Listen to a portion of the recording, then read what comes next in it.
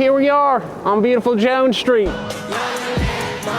You saw Ted Jones. What's up, guys? Welcome to the Ted Jones World Podcast. Before we really get into the episode, I gotta say, for all the people listening in from LA or the greater LA area, I hope you guys are safe. I'm praying for you guys. It's insane what is going on over there. Over here in New York, it is quite freezing. I just spent about 4 days in Miami, and then coming up February 8th, Saturday, 8 p.m., I'm going to be in Miami Beach headlining the Z Ocean Hotel on Collins down there in Miami Beach. I'm popping up the flyer right here. So if you guys are in Miami, but probably each episode going forth, I'm going to be promoting that show. It's going to be great. It's going to be the longest amount of time that I've done on stage. I'm doing 30 minutes. Yes, it's going to be exciting. I'm headlining with my girl, Olga, the girl who I do videos with. So, that'll be exciting. I'm pumped to go back down there. So I was in Miami for 4 nights. And previously when I've gone somewhere for 4 nights, I've always felt like,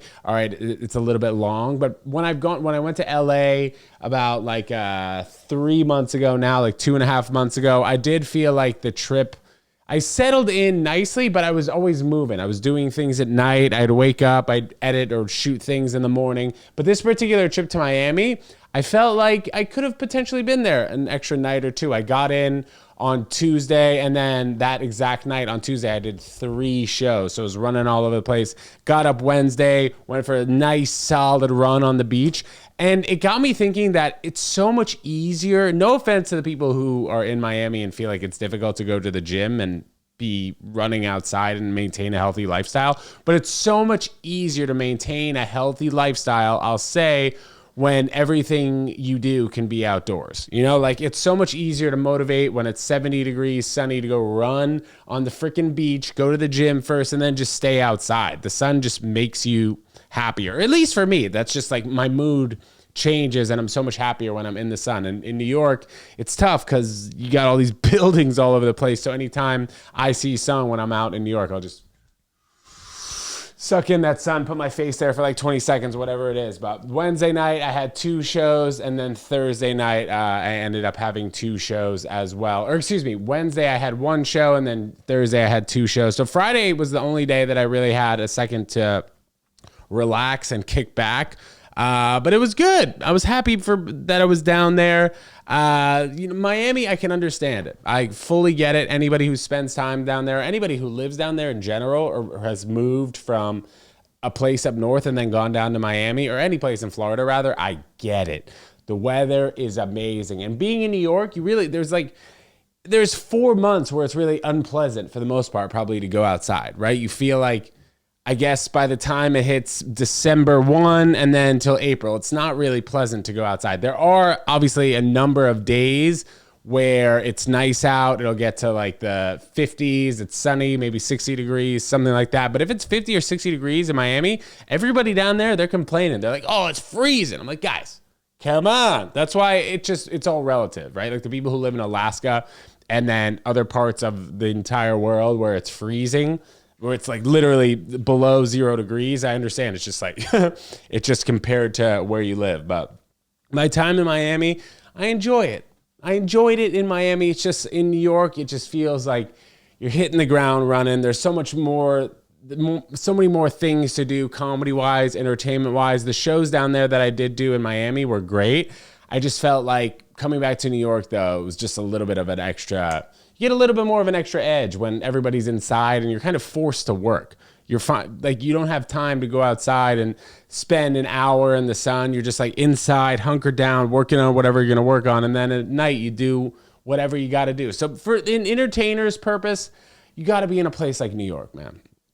You got to. So if you're listening and you want to pursue the arts, pursue some sort of entertainment, for the most part, you got to be in New York a lot of the time. I do see myself now throughout this winter, at least through April, going down to Miami. Well, I'm going down February 8th, which you guys know. I already plugged that show. Saturday, February 8th, 8 p.m. It's Saturday night, February 8th, 8 p.m. You guys should check the ticket link in this YouTube video, Spotify, Amazon Music, Apple Podcasts. I'll put the link down there, but that's going to be an amazing show. But besides that, maybe I'll go down another 2 times, spend like 4 or 5 nights each time. It's a nice change of pace. You know, you go down to Miami 4 or 5 nights, then you're in New York for 3 weeks, and then you go down another 4 or 5 nights. It would be a little bit challenging. I'd say maybe to have to go down there for 6 months, because you spend like an extra month and a half there, maybe 2 months where you're like, all right, I'd rather be in New York. There's a lot more things going on in New York. New York is expensive, more expensive, probably I'd say like 2 times more expensive than Miami if you're thinking about living down there. Miami living and the Ubers are super cheap. I took a 15-minute Uber. It was like $6, and that was the theme. That's how it made sense to go to 3 separate shows. If the Ubers were like $10 and you go to 3 separate shows, it could be worth it down there. If you're Ubering to shows in New York, forget about it. It's going to cost like at least $80 to do 3 separate Ubers. So it's not good. It's not worth it. But I get it. You people who live in Miami, you live in the warm climate, I get it. It's just more comfortable to be outside. And we're meant to be outside as humans. I just wonder what the cavemen were doing back, like, I guess not even cavemen. I shouldn't say cavemen. But I wonder what these people were doing.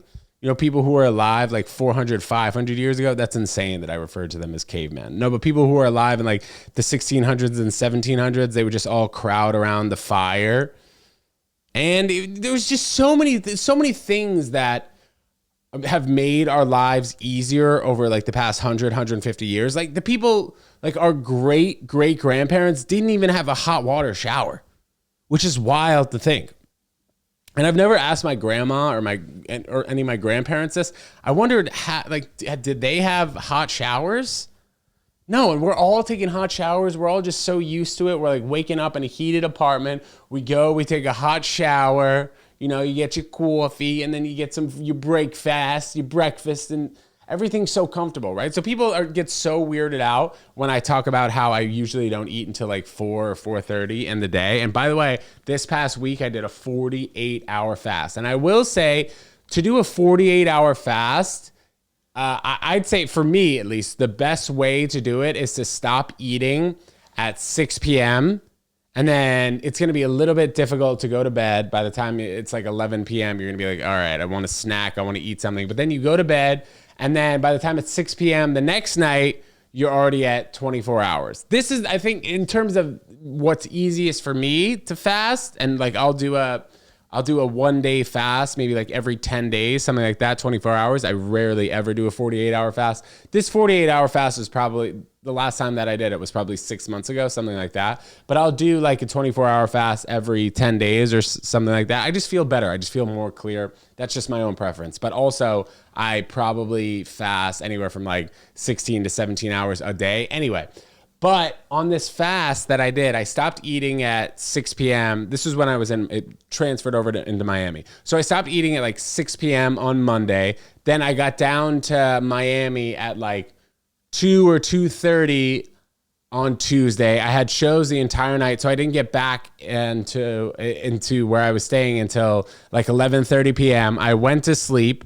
And then at that point, I was already at a 29-hour fast. I went to sleep, and then I didn't eat the next day until like around 6 p.m. So that was a 48-hour fast easy. That's the way to do it, is like if you're able to stop eating at 5 or 6 p.m. one day, you go to sleep, you wait the entire day. The second night is going to be tough for you to not eat. But as long as you just keep busy and you have things going on to where you're not sitting around thinking about food the entire time, that's the best way to fast. You can even, I worked out, I lifted, I ran, and on that Tuesday, and not on the Tuesday, on the Wednesday rather. And it just made it so much easier. When you have things going on and you're not focused on food, you can really just be wired on other energy focused activities, right? Because if you think about when you have all this food in your body, your mind's going to be focused and your body's going to be focused on breaking down the energy. So like yesterday, for example, it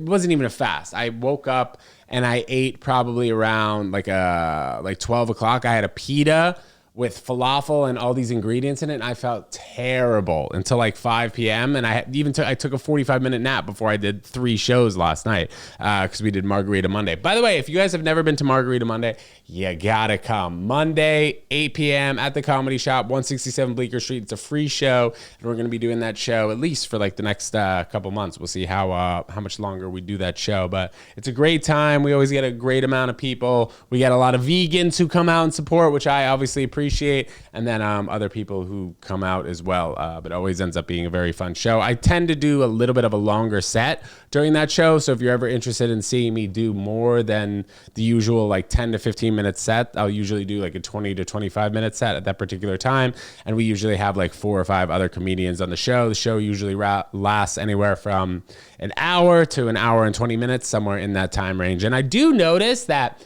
at most comedy shows, the best spot, this is between me and you, okay, guys? So let's not spread this word, but the best spot during a comedy show is probably to go like third or fourth. So you have the host do anywhere from whatever it is, 10 to 15 minutes. Then you have the second person go 10 to 15 minutes. Then the third person 10 to 15 minutes. And then that fourth or fifth spot is really the sweet spot when the crowd is warmed up. They've had a few comics. They know what to expect. They've had the host go out there, do some crowd work, warm everyone up. But the host spot can be difficult because you're teaching the audience how to react and how to be at a comedy show. A lot of people, they've only been to 1 or 2 comedy shows in their life, so they don't know what to do. Can they talk to the person next to them?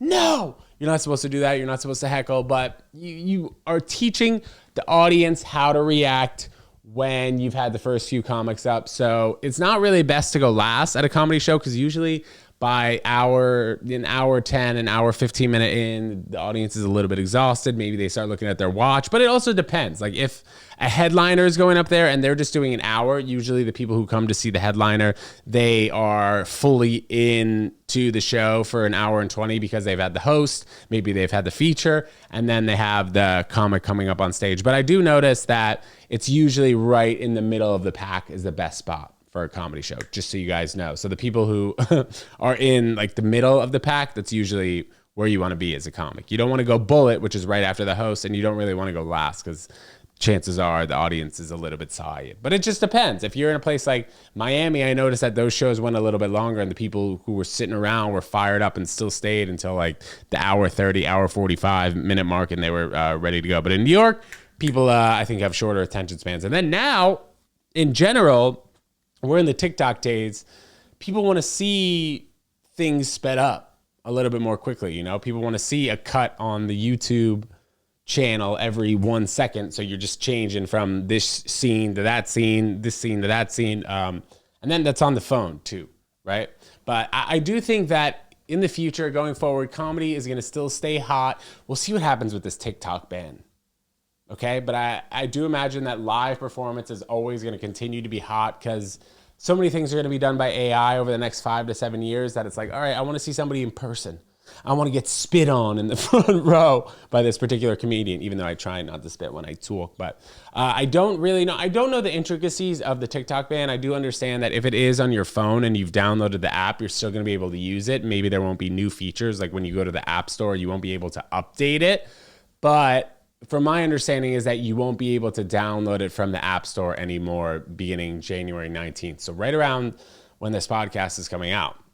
You still have like a few days to, I guess, download it. But at this point, I feel like everybody who uses TikTok has had it downloaded on their phone for at least over a year. So I'm not really 100% sure what is going to happen. Like, are people going to switch over to a new app? Are people going to start using Snapchat? That'd be great because your boy, as you guys know, I'm very immersed in Snapchat. I do love using Snapchat. So if you guys actually are on Snapchat, follow your boy Ted Jones World. I post stuff there that I don't post anywhere else. That's a good line for Snapchat. You post things on Snapchat that you don't post anywhere else, right? Like you'll post something that's just super in the moment that like, whatever, maybe you see like a bug or something, you zoom in on the bug and you're like, oh my gosh, look how pretty this particular bug is. Like you won't post that on Instagram. Maybe you'd post it on an Instagram story, but Snapchat is more just like spur of the moment thoughts that you're having that you'd be like, all right, well, this is only going to be up for 24 hours. So I guess I'll spew my thoughts on what I think about this particular thought, whatever it is, you know what I mean? So yeah, Snapchat is spur of the moment, but if you do have Snapchat, follow your boy, Ted Jones World, because I do post unique things there as opposed to, I guess, Instagram and TikTok, where I'd put a little bit more thought into my post because I know that it's going to stay there forever or until, I don't know, until the app gets deleted. Seamless transition here. Tennis is back on, the Australian Open. I do love watching the Australian Open and putting it on specific channels, but it's tough to watch because some of these matches start at like 3:30 a.m. and then they stop coverage around like probably 11 a.m. and then you watch the reruns. So I don't know, man.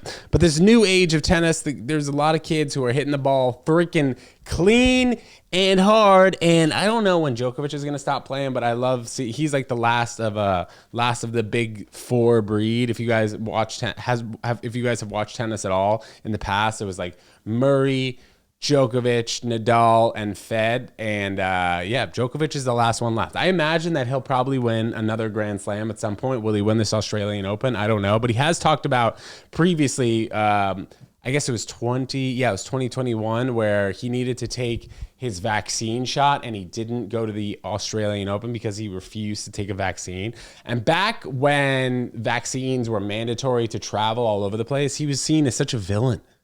Which is crazy. If you go back, I guess it'll be 5 years in March to when vaccines became mandatory all over the place. And we were looking at these people who didn't take the vaccine as like villains. You know, we were like, all right, well, you guys are so selfish. You're not taking a vaccine for the greater care and health of other people. It's like, we're looking back now. We're like, were those people right? And I don't know, like I do feel like for the most part, there have been no side effects, right? But does it take 10 years for there to be side effects?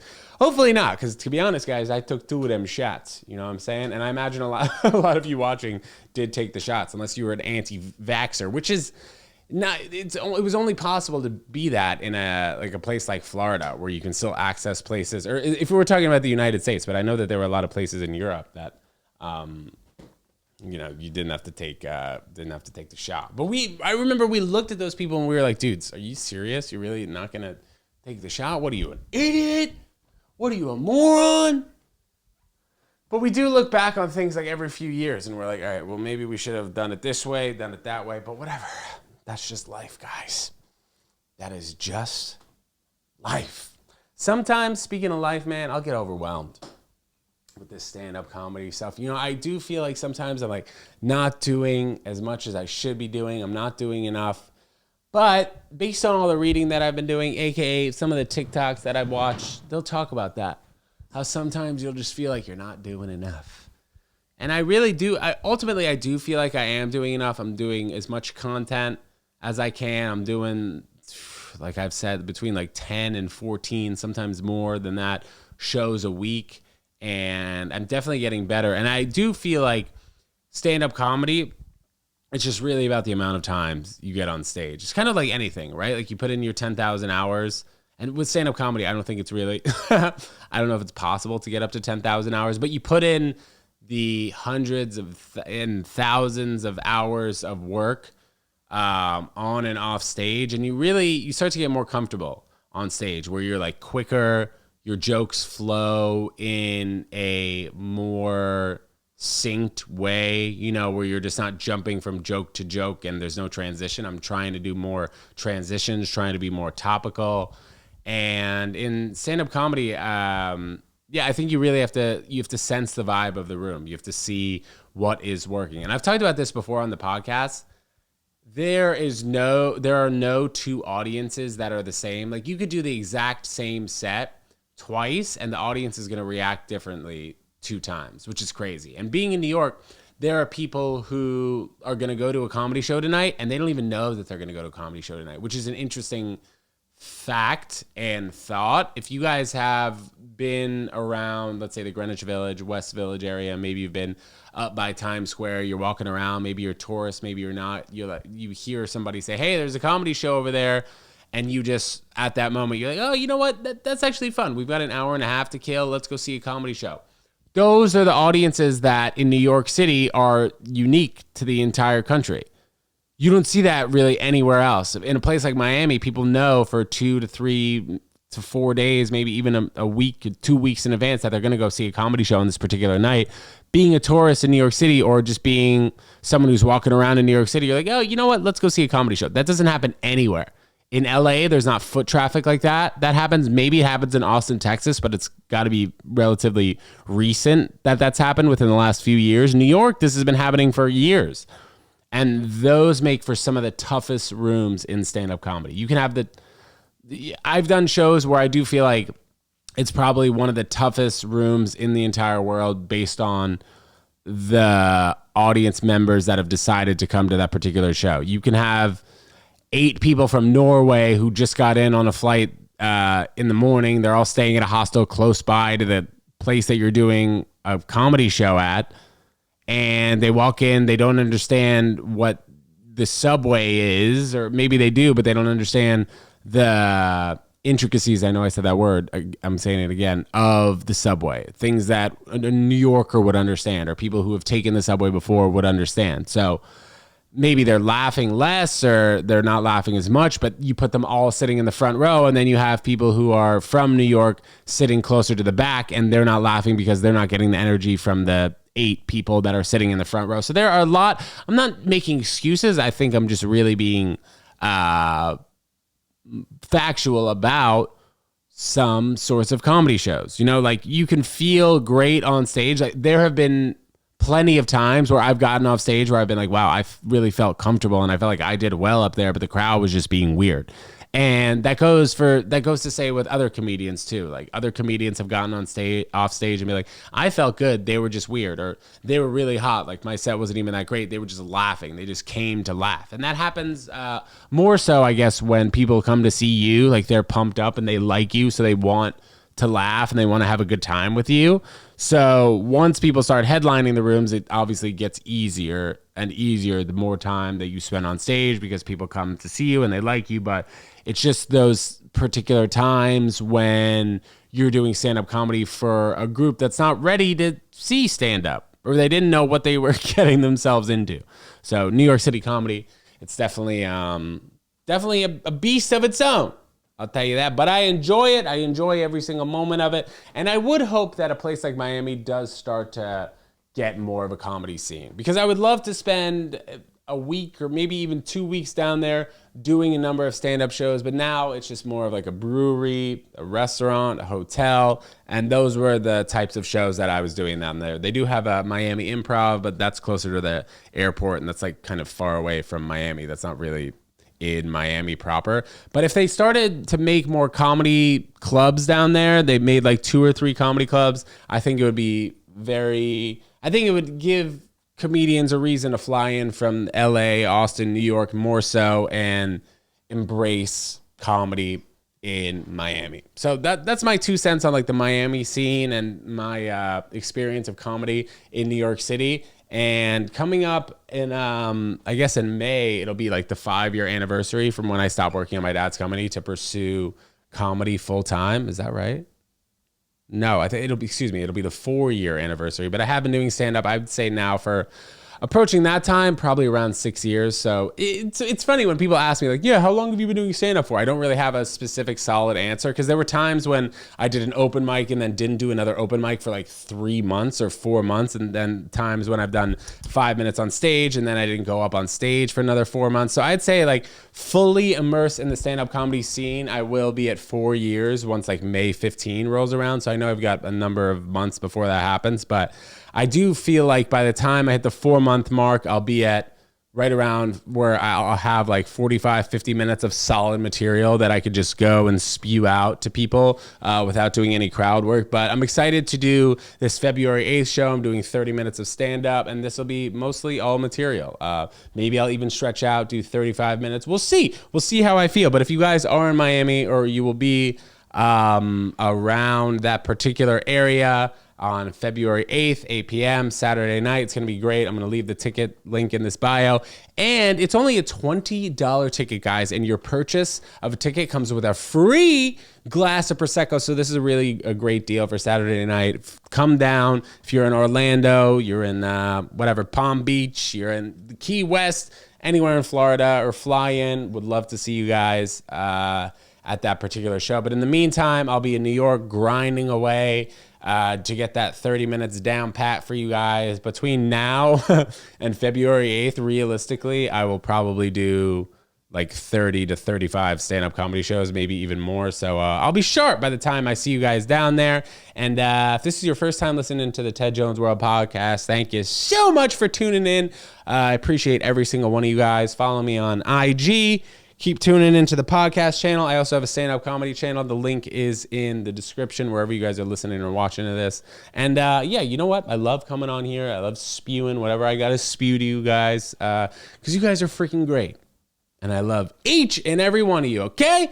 Thank you so much. I'm Ted Jones. This is the Ted Jones World Podcast. We'll see you next time. Thanks so much, guys. Goodbye. Peace.